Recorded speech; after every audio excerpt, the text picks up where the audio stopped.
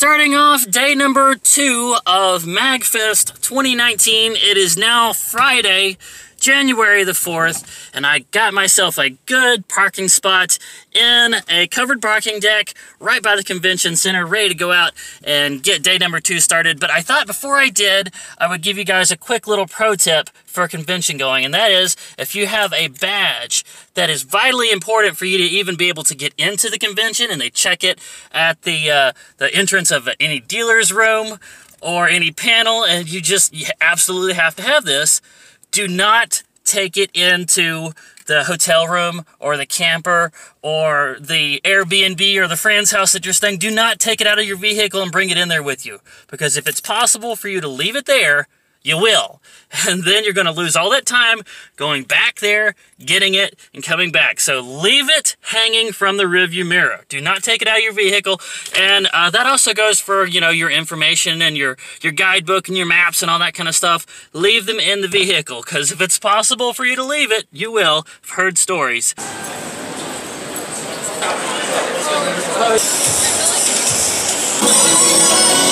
The dealer's room, and I just played a new NES game, and that's not a joke. They're actually releasing this newly developed game on an NES cartridge. It's called Full Quiet. It actually has a map that as you explore, you actually see your figure go through the map, and you're exploring like a forest kind of deal. We've also got this one over here. What's this one called? Haunted Halloween 86. This is really cool. It is molded like that. And I kind of drove this because there was no way to hold it up here. So you get the whole thing off Amazon. Really? Yeah. Do you have a YouTube channel or something? We're like 3 channels in one. So that's our main channel. Like 30, like 6. It's a real chain though. I wanted to stop at Where'd y'all get this? We ordered the scales and rings from scale or put them all together. You made these? Yeah. Wow. Well done. The dealer wearing the product as a way of advertising. What's the name of your company? Pawstar. P-A-W-S-T-A-R. Pawstar. For plenty of furry accessories.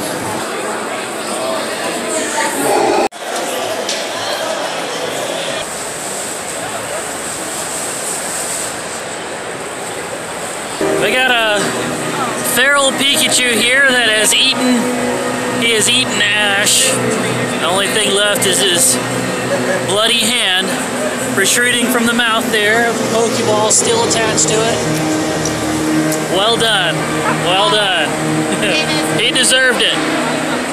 What con would be complete without getting a little bit of video with some fursuiters?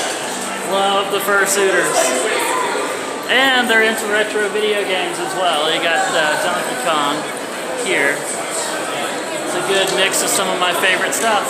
Thanks, guys. Star Fox. Star Fox Adventures. What? Yeah, I had to bring it up. So what's it like waking up every day and realizing you're still in fever?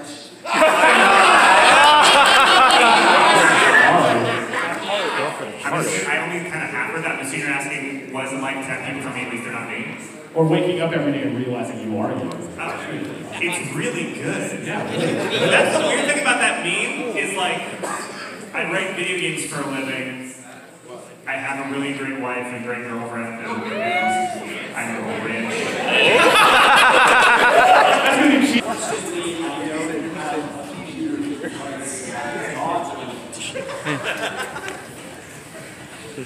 Yes.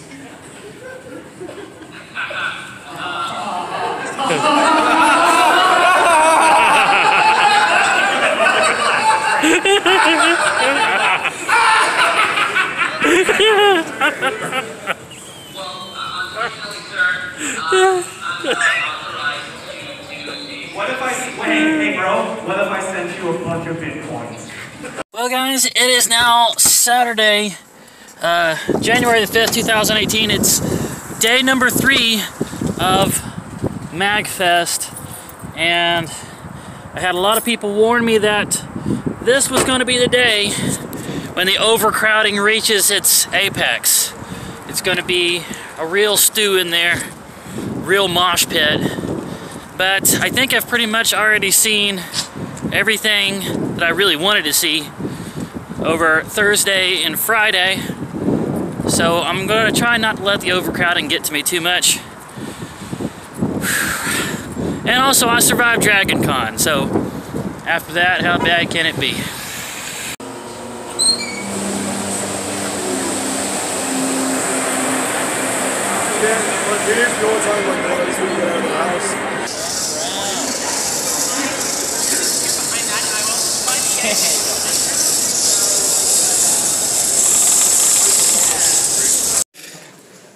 First off, I wanted to say that you guys are the reason why I came to Magfest.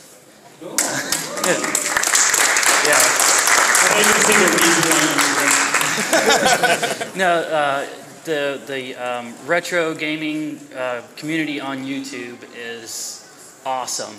I'm subscribed to all of your channels. The Game Chaser has been watching that for years. Sorry.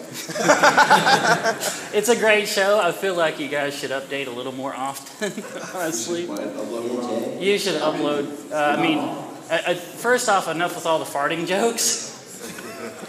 Everyone likes taking fart jokes. But I mean, I watch them all, and we need more Christmas animations. Thank you. Yes. Yeah, we like Why did that stop? It's fine. Anyway, I have a channel on YouTube as well, and I'm trying to make it on YouTube. It's a hard thing to do nowadays because the algorithm, honestly, is broken.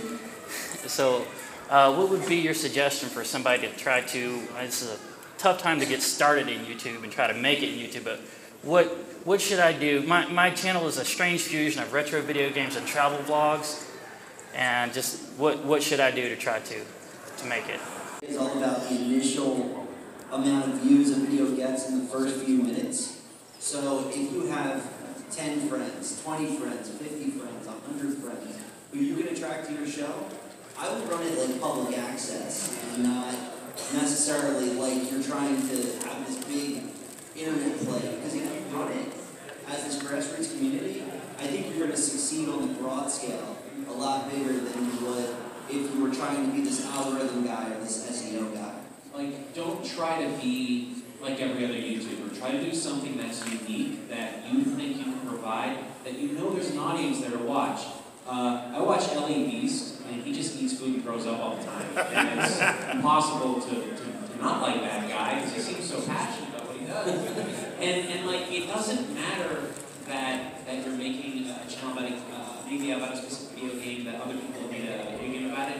It's how you're going to present that in your own way that really makes it stand out. I think everyone on this panel, and many of you out there, like right now, that's what makes that channel work the way it works. Yeah. And we've got Mike from James and Mike's Mondays. How's it going, man? Good to see you. You too. Been watching your videos forever. Nice. Well, nice to meet you. Thank you very much. And if it wasn't for people watching, we would be. So. We got somebody from the Metal Jesus crew here. Hey Shane, how's it going? Pretty good. Hey, the video I got with you yesterday, I went ahead and put it up. It's on my channel now. Thanks again. Yes. And this is I'm Kelsey. I'm not Kinsey. It's okay. I know they sound so similar. Right? It's like if I ever meet her, I know I'm going to get it right, and then I couldn't think of it. That's okay. Yes. So I loved your pink gorilla thing. Thank you. That was that video was really cool. Appreciate it. The whole store and everything, and the proposal video and everything. Really nice. Yeah. Thank you for all you do. Yeah. No problem. Yeah. Thanks for offering. Hey. Jay. How's it going, man? Hey, just had to shake your hand. Nice to meet you. Yeah, I'm a big fan. Awesome. I love your stuff. Ashtoons, right? Yes. There it is, proof of it. I got to meet Shady Jay. I mean, it's not that much of a he actually does not smell bad, and he's not farting right now. Sure don't. Just like Riff said, surprisingly clean guys. I am, yeah. Hygiene is very important to me. Maybe that's just the way that they edit the videos, is to make it sound like Well, you know, some of us are a little foul at times. But the next panel you guys are going to be on, is it here? No, I'm done. I don't have any more panels rest of okay. Shane does that. He has one later. Mike, are you going to be on a panel? Yeah. I don't do panels. You don't do panels? I stopped doing those in 2007. You just don't like videos, or what's that? So you just don't like being on video? Yeah, no, not really. I know that you said that, you know, that you didn't like that until you came up with a character on Board James. MF or Mike. Oh, no, actually James came up with that. Yeah, but I mean, that was like your first time. Before that, you were just like in makeup and in costumes. Yeah, that was, on Board James, that was a character. And James was like, well, you can't just be yourself, you have to be a character. And then he's like, I'll think of a name for you. Next time I saw him, he's like, I got a name for him. Like, okay, what's the name? He's like, motherfucker Mike. I'm like, that's fine. He's like, that's fine, I don't care. Crossfire! Yeah. So very nice to meet you, man. Yes, you too. Aaron, back here. Are you going to be on a panel? Any more panels? Right now, I might be on one at SoCal Gaming Expo in Southern California. So you're pretty much done with Magfest? Yeah, this was my only panel for Magfest. Oh, yeah, but it was really nice to meet you. Yeah, you too. Thanks so much for coming out. Yeah, I've been watching you guys on YouTube forever. Oh, that's awesome. It's great. Cool. So you can see I'm vlogging right now. Oh, sweet. Yeah. Thank you guys. Love y'all. Bye. Wow. Just wow. Do you have your own channel? I have a channel called Silver Mania, but I don't put anything on it anymore. I just do Cinemaster. Just do Cinemaster? Yeah, and then I do my job at Screenwave. I'm a production manager. Oh, he's got a Polybius shirt. I'm just now noticing this. It is the Polybius shirt. The Cinemaster did a great Halloween video about Polybius. If you guys haven't seen it, that's really good. Check it out. I was actually in the arcade machine for that. Inside the machine? Yeah, because I had to get the graphics out. Next to Caldor. What is Caldor? What is that reference? It's an old store that was mostly in the Northeast that closed down. It's kind of like a joke that's not around anymore. I see. Yeah, and your advertisements are actually funny. Thank you. Yeah, we got to do it for Yeah, y'all did the Skillshare advertisements where you actually pulled up a shirt. Yeah. Well, it's smart doing it because one, it has to be watchable and funny. Yeah. And two, a lot of the videos we do get claimed because we're using movie clips and stuff, so it has to make money somehow. So. Yeah. The brand deals have been very helpful for all of us. Yeah. But all right, good talking to you. Thank you, man. Awesome. Wow. After that, I just had to walk on over to the Starbucks, take a breath, just say, wow. Mission accomplished. Mission accomplished. I came out to Magfest hoping to meet some retro gamer YouTubers. And I found one that was just retro gaming in the modern age was the name of the panel. Went in there and I found them. Got to meet them. Got to talk to them.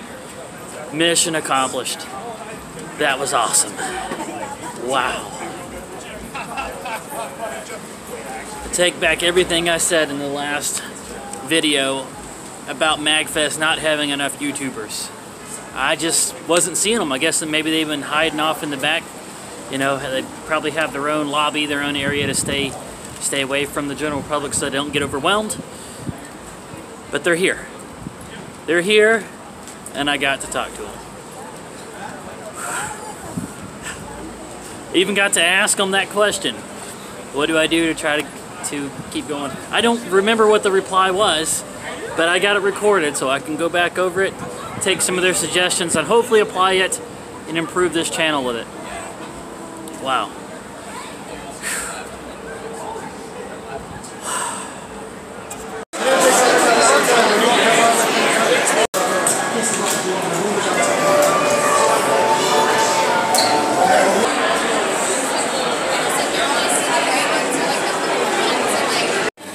Guys, I just found the computer museum. A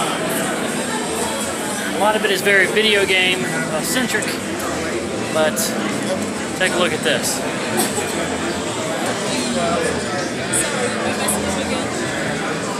Oh my goodness. She's playing it. That's awesome.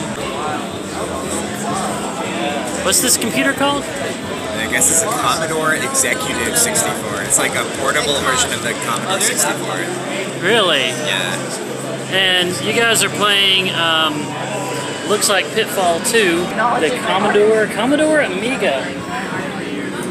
Wow. This is a graphic system, a very early graphic system. Oh, Commander Keen! Put a lot of hours into that one. Oh, there's another Commander Keen over there? Oh, this is an old IBM. We used to joke that IBM stood for I've Been Moved, because they were known for displacing families after they hired them. Alright.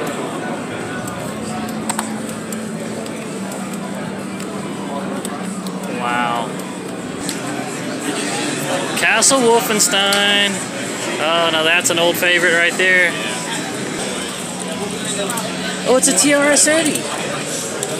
A TRS-80 from Radio Shack, guys. Wow. Is this Berserk? What's it? Monster Maze. Monster Maze, okay. It is a working Jaguar with Wolfenstein 3D cartridge in the slot, hooked to a Batman TV. Oh my goodness, look what I found. Oh, a working 5200.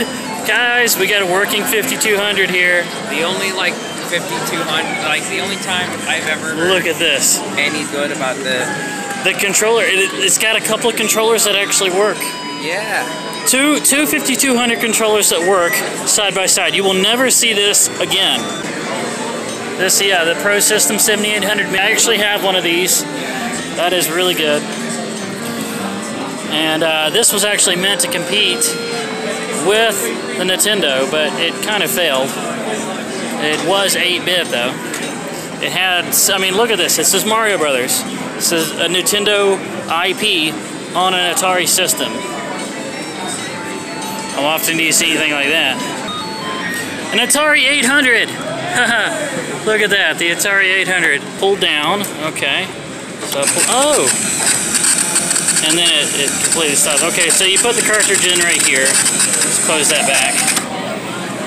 Oh, and it pops right back up.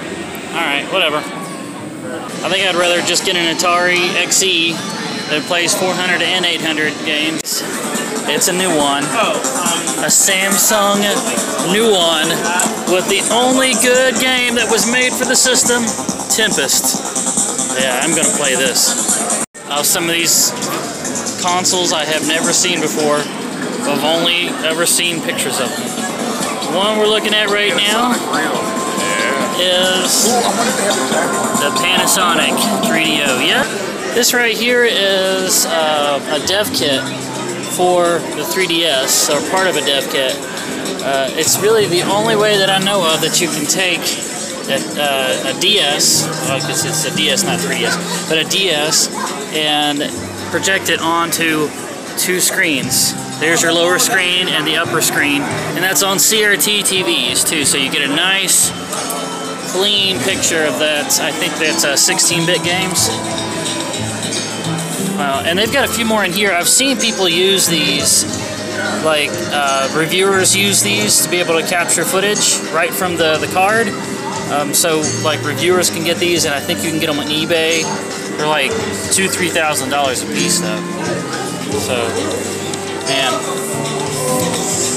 And this is a dev kit for the PSP. You can see it's wired directly into it. And there's the development PC right there. And here under the glass we've got a few prototypes. This was the prototyping for the DS. That was eventually shrunk down to a chipset. Oh man. They got some vacuum tubes, punch cards, hand-woven memory chips. Man, just like on the when I did the tour of the Saturn V building at the Huntsville Air and Space Museum. They had one there. Here's another one. And a hand-woven memory chip. And some old disk hard drives. Yeah, that was what your hard drives used to look like right there. was the Odyssey. I think this was the very first changeable cartridge console that you could buy and take home. And these were the controllers right here. Right there, and then there was another knob on this side, so it was 3 different knobs. And then there was this one. What's this one called? Oh yeah, the Fairchild. The Fairchild, what's that? Channel F. Channel F Fairchild? Yeah, and it had changeable cartridges. They were like 1, 2, 3, 4. They were very generic. But the way you controlled these, part of it was you would push, you can actually see it on the screen there. Push it, the sticks back and forth like this. There's down. And then you push down on that same controller and it's firing. No, that's a tank, isn't it? It must be a tank. And then there was even a twist. See how you're changing directions? Oh, I've run into an obstacle there, but you see how your tank is changing direction as you twist? Oh, or the barrel's changing directions. And then I press this. Yeah, all of that from one stick, right there. It's kind of advanced, really, for being as old as it is. I mean, this predated the Atari. And here's a Pong clone, an early Pong clone. This one actually had color to it. That, like you can see just how smooth these analog controllers were. I mean, we've never been able to get it that smooth and touchy ever again. You just have to feel it to know what I'm talking about, but it's just like so responsive. Oh! Look what we got here, guys. A Vectrex. I have never seen it. Well, I think I saw a Vectrex one other time in a game store. But this is the first time I've ever seen one being played. Fun. But there is just, it doesn't matter how much emulation and trying that you can do, you cannot get the sharpness of these lines. You can't really see it. Here we go. The sharpness and the sleekness of these lines. This actually was Sega's first console that predated the Master System, or the Sega Genesis as we know it. This one was called the Sega Mark III. And right here we see it with Alex Kidd being played on it. It's hard to play because the attack and jump are switched to what we're used to. The coveted CDX combination of the Sega CD and cartridge slot right there. So instead of having that big behemoth where you have the CD attached to the side of the Genesis, this consolidated the two of them. It's harder to repair now because the optics are harder to change when they go bad, but still very coveted. Collectors love to try to get a hold of these things. We got a PC Engine. Actually, there's 2 PC Engines. I didn't know they had this many different models of them. There's this one here, and this one over here. You might also know this as the TurboGrafx 16. And that does it. That completes all of days number 2 and 3 of Magfest 2019. I hope you guys have enjoyed this. If you have, please don't forget to go ahead and smash that thumbs up like button. Leave comments, questions, suggestions, and requests. Subscribe if you haven't already, and ring the bell icon to become part of the notification squad. And wow, I'm still reeling over it. Finally got to meet some of my favorite YouTubers. Alright, so next video is going to be Magfest, the Aftermath. Probably not going to be quite as long, so stick around for that, and I look forward to seeing you guys there.